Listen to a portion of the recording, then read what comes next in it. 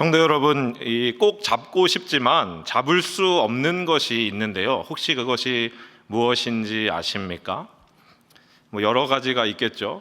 그 중에서 우리가 꼭 잡고 싶지만, 너무 소중한 것들이어서 꼭 잡고 싶지만 절대로 잡을 수 없는 것이 있다면 그것은 시간입니다. 시간. 그래서 지금 너무너무 좋은 때를 보내고 있어서 이 순간이 영원했으면 좋겠다라고 우리가 생각할 때에도 그때도 지나가고요. 지금 이 순간이 너무너무 고통스러워서 제발 벗어나고 싶다고, 언제 벗어나게 될지 모른다고 생각될 때도 그 시간은 결국에는 이제 지나가게 됩니다. 결코 돌아올 수 없는 것이, 돌이킬 수 없는 것이 이 시간이라고 할 수가 있는데요. 시작이 있으면 끝이 있고요, 처음이 있으면 마지막이 있습니다. 우리에게 허락하신 인생의 날들도 그러합니다. 우리 2023년도 희망차게 시작해서 여기까지 왔는데 어느덧 뒤돌아보니 이제 조금 있으면 12월 달, 마무리하는 12월 달을 얼마 남겨두지 않고 있는 상황 가운데 있습니다. 우리가 이런 흘러가는 시간 속에서 정말 주목해 봐야 할 것, 중요한 것이 하나 있는데요. 그것은 하나님 앞에 내가 어떻게 살아왔는가, 나 자신을 점검하는 것입니다. 그러면서 내가 하나님 앞에 서게 될 때에 이 순간들을 하나님께서 평가하시고 하나님께서 판단하시는데, 그때 어떤 평가를 받게 될 것인가, 우리는 늘 이것을 염두에 두고 살아가야 하는데요. 성도 여러분, 2023년도 이제 점점 마무리해야 되는 시점 가운데 있습니다. 우리 성도님들, 여기까지 어떻게, 또 하나님 보시기에 어떻게 살아오셨습니까? 이 시간에 우리가 이 말씀을 함께 살펴보면서 우리 2023년도를 우리에게 은혜 가운데 허락해 주시고 함께 해주신 이 주님을 다시 기억하면서 감사의 고백하는 시간, 또 결단의 고백하는 시간이 되기를 주님의 이름으로 축복합니다. 오늘 우리가 함께 읽은 이 시편 23편은 우리 성도 여러분들 모두 다 잘 알고 계실 것입니다. 굳이 오늘 말씀 스크린에 띄워드리지 않았어도 웬만한 분들은 다 암송하고 계시고 알고 계신 그런 말씀인데요.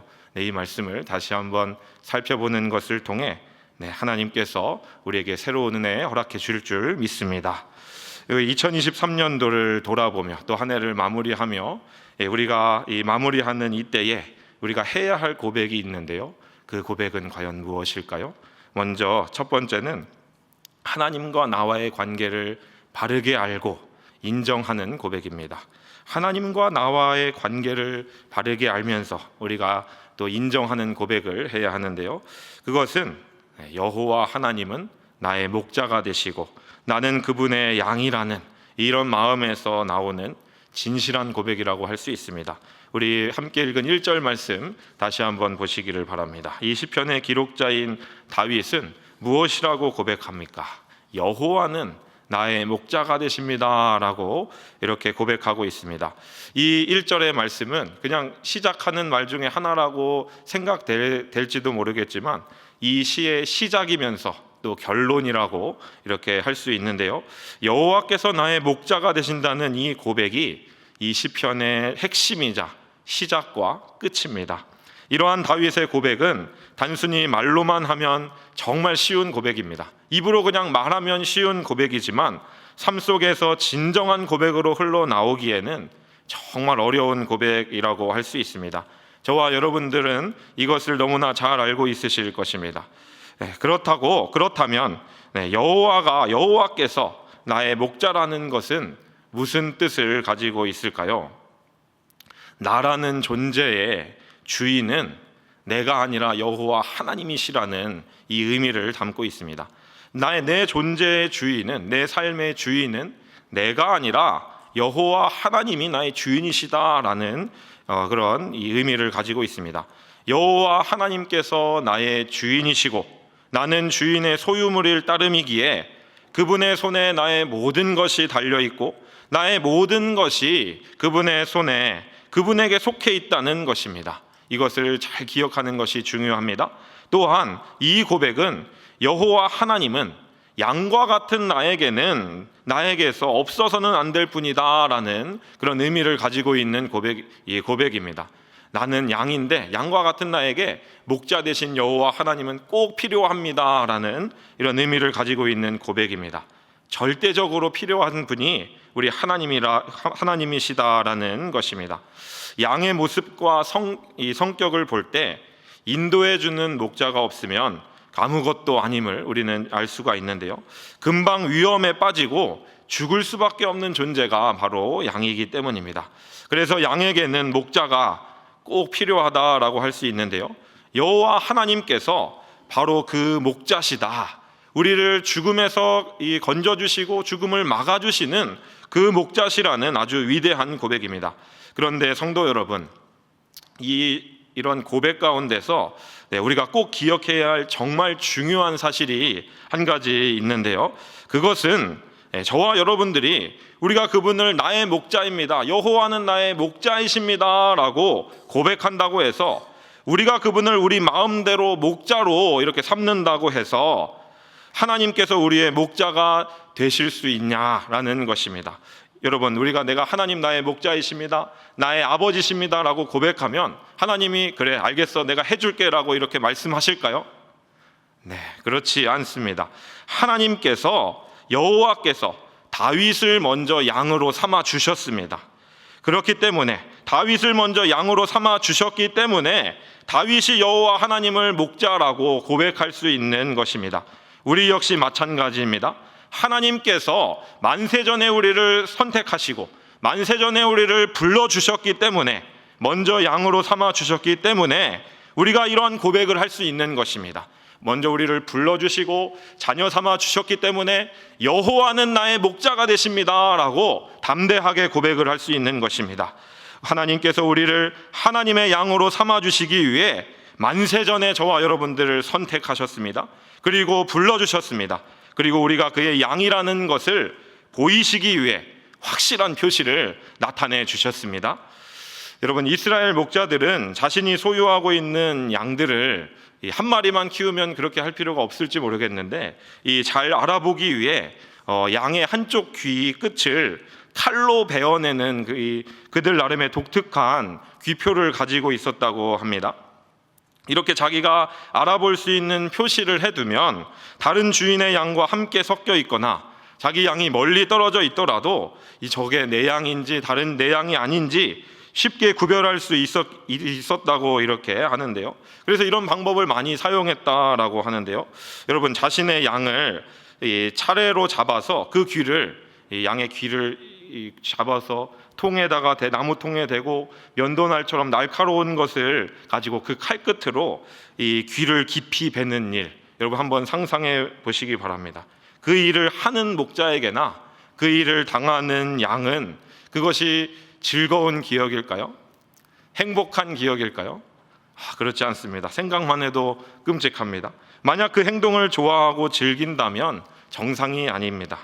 주인에게나 양에게나 이 행동은 너무나 괴롭고 고통스러운 과정입니다. 그러나 이런 고통스러운 일을 통해 영원히 지울 수 없는 이 소유권 표시가 만들어지게 되고요, 주인의 표를 지니고 죽을 때까지 살아가게 됩니다. 수명이 다하여 죽거나 주인에게 버림받기 전까지 주인의 소유로서 주인이 베푸는 모든 좋은 것을 함께 누리며 지내게 됩니다. 목자이신 우리 하나님께서는 다윗뿐만 아니라 그분을 나의 목자라고 고백하는 모든 자들에게 자신의 소유라는 확실한 표시를 해주셨는데요, 무엇으로 어떻게 하셨는지 혹시 성도님들 아십니까? 먼저 성부 하나님께서는 만세전에 우리를 택하시고 부르셨습니다. 저와 여러분들의 이름을 다 아시고 이름을 직접 부르시면서 우리를 선택하시고 부르셨습니다. 그리고 독생자 예수 그리스도를 인간의 몸을 입고 이 땅에 보내셨습니다. 죄인인 인간들의 죄를 사하시기 위해 십자가의 죽이심을 통해 우리에게 표를 삼아 주셨습니다. 또한 하나님의 어린 양이시자 우리의 구원자이신 성자 예수님께서는 친히 저주의 죽음을 당하시면서 십자가의 피를 흘리심을 통해서 그 공로를 믿는 자들에게 하나님의 양이라는, 하나님의 자녀라는 확실한 표를 허락해 주셨습니다. 그리고 성령 하나님께서는 이 예수 그리스도의 십자가 피를 우리가 받아들이고 믿어지게 하셔서, 이것이 중요합니다. 내가 믿고 싶어서 믿은 것이 아니라 믿어지는 은혜를 우리 가운데 허락해 주셔서 믿음을 주심을 통해 우리에게 확실한 표시를 해 주셨습니다. 이것이 삼위 하나님께서 우리에게 주신 확실한 표이고요, 성경은 곳곳에서 이것을 우리에게 강조하고 드러내고 있습니다. 이러한 토대 위에서, 이런 하나님의 부르심과 하나님의 일하심의 토대 위에서 우리는 여호와를 나의 목자이시다, 나의 하나님이시다, 나의 아버지시다, 나의 주인이시다라고 고백할 수 있는 것입니다. 사랑하는 성도 여러분, 2023년을 마무리하는 이 시점에서 저와 여러분들이 이 말씀 앞에서 저와 여러분을 돌아보았으면 좋겠습니다. 한 해 동안 한 해를 돌아보았을 때 정말 저와 여러분들의 삶 가운데 이러한 진정한 고백이 있으십니까? 진실한 고백이 있는 삶을 살아오셨습니까? 지금까지 지내온 것 주의 크신 은혜라, 모든 것이 은혜라고 이런 찬양을 우리가 많이 고백하는데, 우리에게 은혜를 주신 주님만을 사랑한다고 고백을 많이 하는데, 그 주님을 진정한 나의 삶의 주인으로 받아들이신 삶을 살아가고 계십니까? 혹시 말은 그렇게 해왔는데 삶은 그렇게 하지 못하고 나의 목자가 나인 것처럼, 나 자신인 것처럼 살아오시지는 않으셨습니까? 한 해를 이제 마무리해야 하는 이때에 진실하게 돌아보셔야 합니다. 우리가 뭐가 되기 때문에, 뭐가 대단해서 하나님께서 우리를 양으로 삼아주신 것이 절대로 아닙니다. 긍휼히 여겨주셨기 때문입니다. 긍휼히 여겨주셔서 사랑해 주셨기 때문에 우리가 하나님의 양이 되었고요, 하나님을 나의 목자라고 고백할 수 있는 것입니다. 이 사실 때문에 감사와 감격이 우리 가운데 있어야 합니다. 이 은혜를 항상 기억해야 합니다. 2023년을 마무리해야 하는 이 때를 살아가는 저와 여러분들에게 우리 하나님께서 마음의 문을 열어주셔서, 마음의 눈을 뜨게 하셔서 우리의 실상을 바르게 보는 것을 통해 여호와 하나님만이 나의 목자가 되시고 나는 그분의 양일 따름입니다 라는 진정한 고백이 있을 수 있게 되기를 주님의 이름으로 축복합니다. 2023년 마무리해야 하는 이때에 우리에게 있어야 할 고백 두 번째입니다. 그것은 하나님께서 나에게 최고의 것을 주시기 위해 일하신다. 하나님께서는 나에게 늘 좋은 것을 주시기 위해 힘써 일하신다라는 고백입니다. 여호와 하나님께서 우리에게 자신의 소유라는 표를 주시고 하나님의 자녀다, 너는 이제 내 자녀다라고 말씀만 하시고 이제 그 다음부터 내 할 일 끝났으니까 너 알아서 잘 살아라, 너 알아서 제대로 해라, 안 그럼 혼난다, 이렇게 하고 가만히 내버려 두실까요? 절대로 그렇지 않습니다. 우리가 걸어가야 하는 길을 미리 아시고 예비하시면서 또한 우리와 함께 동행해 주십니다. 오늘 본문 시편 23편에서 다윗은 이것을 제대로 잘 보여주고 있는데요, 아버지의 양을 맡아 이 관리하는 목자로 다윗은 살아왔는데요, 그렇게 일했기 때문에 자신의 이 경험을 살려서 이렇게 고백하고 있습니다. 무엇이라고 이야기하고 있는가? 2절부터 5절까지의 말씀으로 잘 고백하고 있는데 하나하나 자세히 다 살펴보면 좋겠지만 시간 관계상 2절 말씀을 중심으로 우리 같이 살펴보도록 하겠습니다. 2절에서 무엇이라고 말씀하는가? 먼저 그가 나를 푸른 풀밭에 누이시며 라고 고백합니다.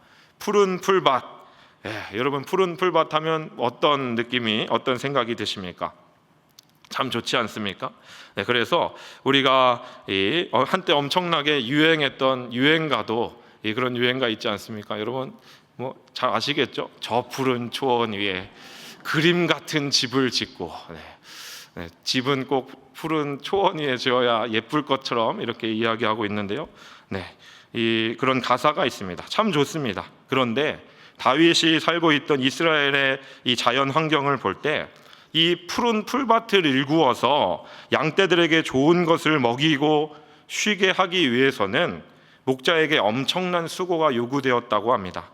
푸른 풀밭은 그냥 우연히 생기는 것이 아니라는 것입니다.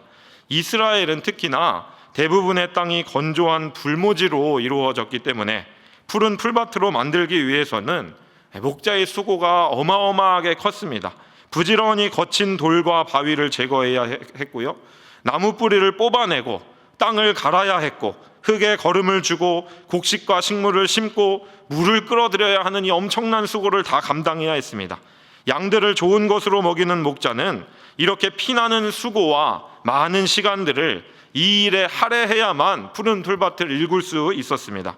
양을 진정으로 사랑하는 목자의 모습은 바로 이러한 모습이 있어야 합니다. 또 양이라는 동물이 얼마나 예민한지 여러분들 아십니까? 웬만해서는 자발적으로 잘 눕지 않으려고 한다고 합니다. 한때 실제로 목자로 양을 쳤던 경험이 있는 필립 켈러라는 이 목사님이 계신데요. 이 목사님이 목자가 본 시편 23편이라는 이 책을 쓰셨거든요. 근데 이 책을 보면 양이 눕기 위해서는 조건이 아주 까다로웠다고 합니다. 4가지 조건이 충족되어야만 양이 누울 수 있었다라고 이렇게 이야기하는데, 먼저 양들은 소심하기 때문에 두려우면 무조건 눕지 않았다고 합니다. 모든 두려움에서 해방되지 않으면 절대 눕지 않았다고 합니다. 또 양들은 무리 속에서 사회적인 이런 행동 때문에 다른 무리와의 갈등에서 해방되지 않으면, 갈등이 있으면 절대로 눕지 않았다라고 이렇게 이야기하고요. 탈이나 기생충으로부터 괴로움을 받는 경우가 있으면 눕지 않으려고 한다라고 이렇게 이야기합니다. 그리고 우리와 똑같습니다.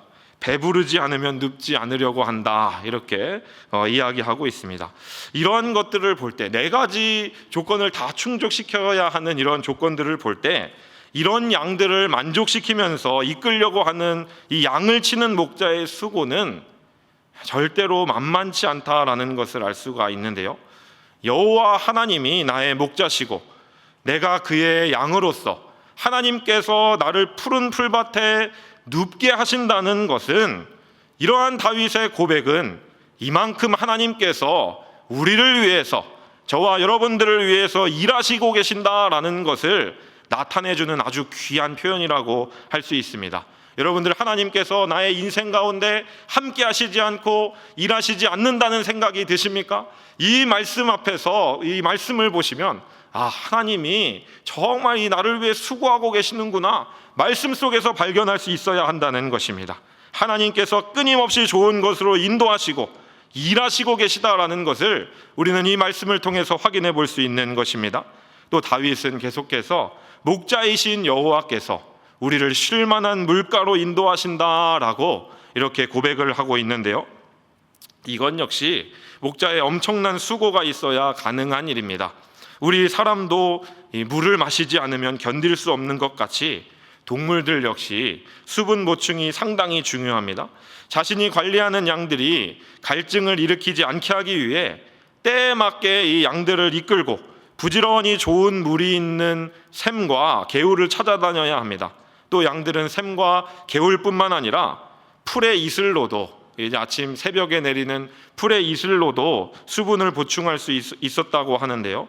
풀에 있는 이슬을 통해 만족할 만한 이 양의 물을 먹기 위해서는 밤보다는 새벽에, 이제 이슬이 촉촉히 내리는 새벽에 이 새벽 이슬을 먹여야 한다고 합니다.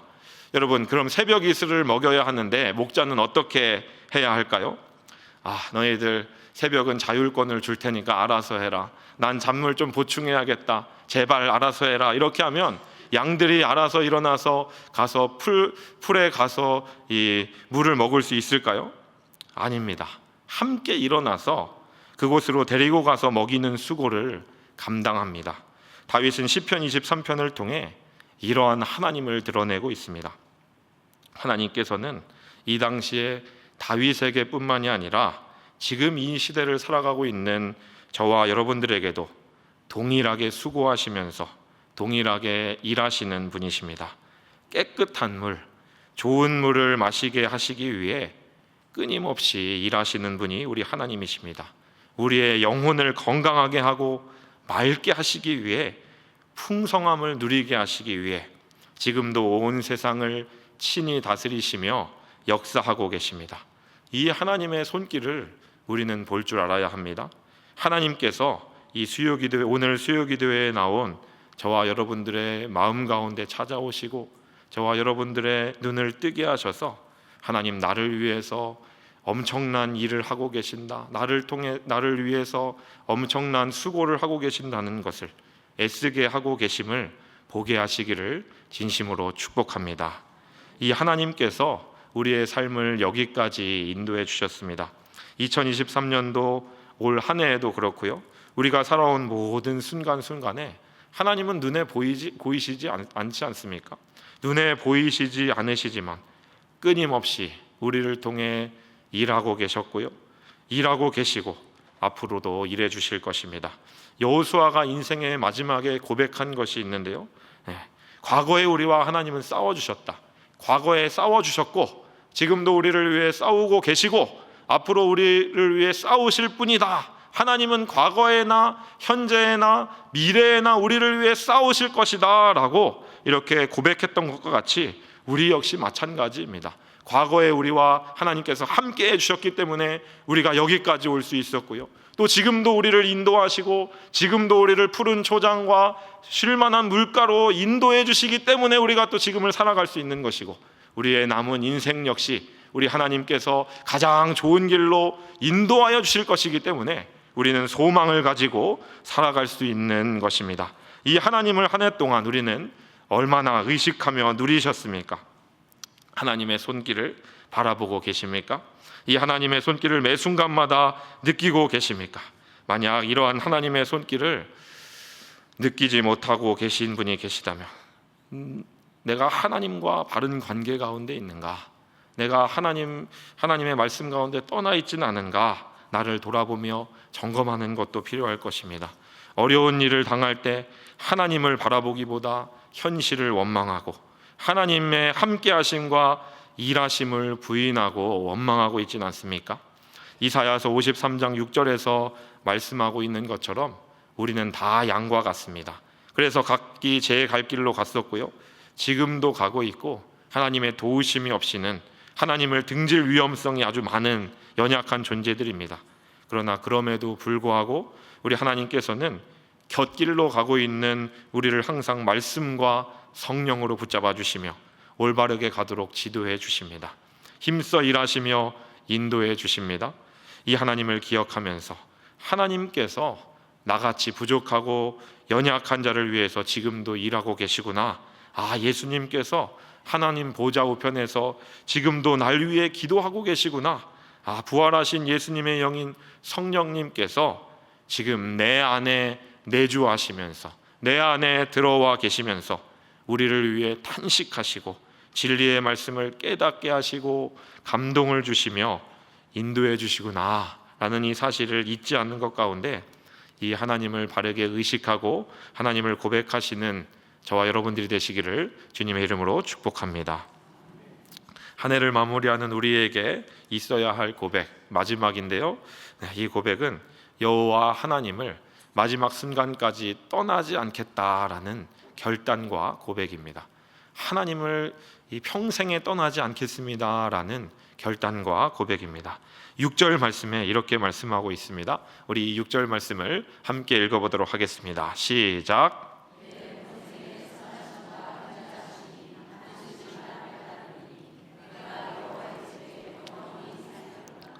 목자이신 여호와 하나님과 그분께서 주시는 상을 이 풍성히 누리고 맛본 사람은 주님의 성품에 대한 확신이 있습니다.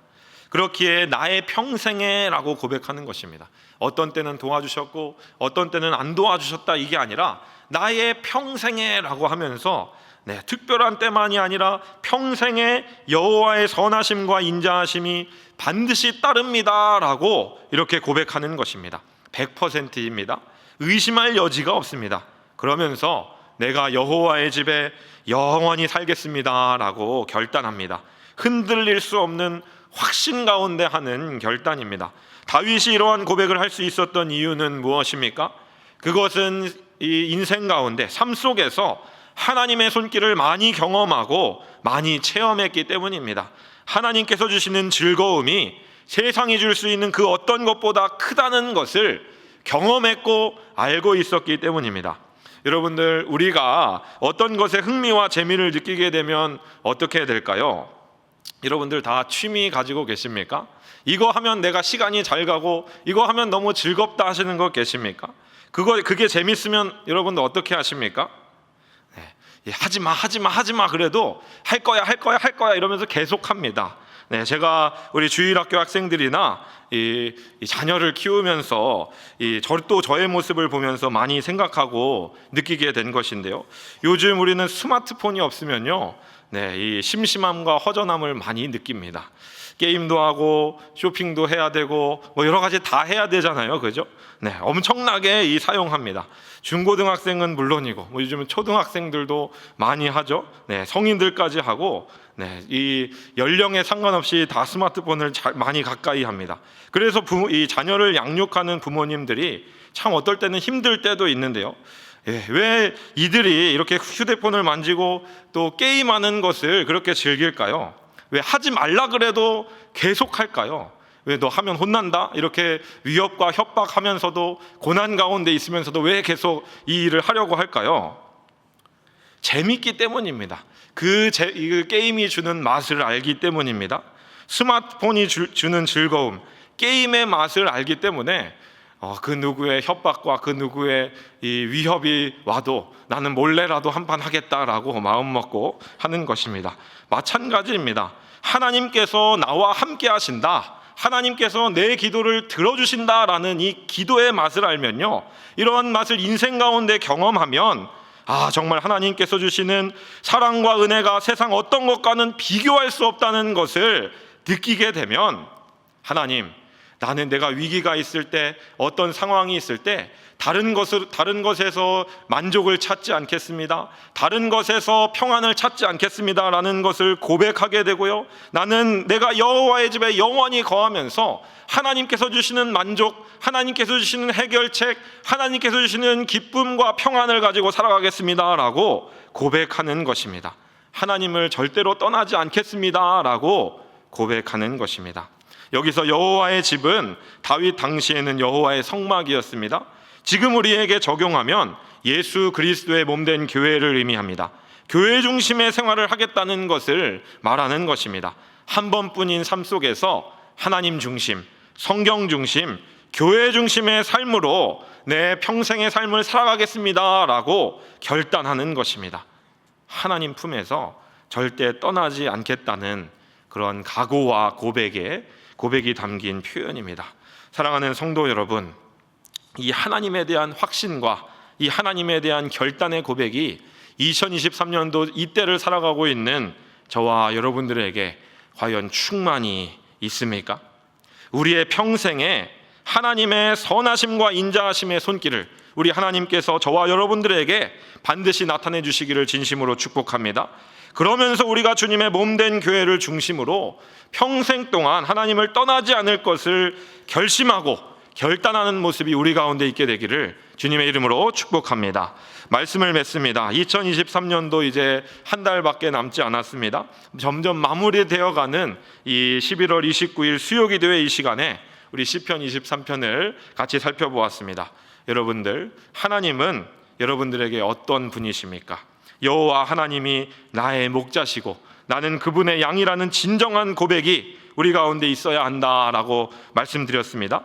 우리의 목자 되신 하나님께서 불꽃 같은 눈동자로 우리를 지켜보고 계시고 우리를 도와주시고 우리를 위해 끊임없이 일하고 계시다는 사실을 믿고 고백해야 된다라고 우리가 말씀을 통해 살펴보았습니다.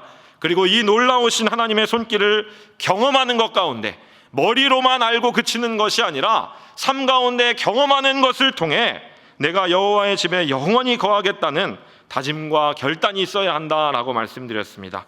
한 번뿐인 인생 가운데 또 한 해를 마무리하는 이 시점에 정말 이러한 참다운 고백이 저와 여러분들에게 있어 하나님과 동행하는 것 가운데 그분을 깊이 만나시고 누리시는 은혜가 있을 수 있게 되기를 주님의 이름으로 축복합니다.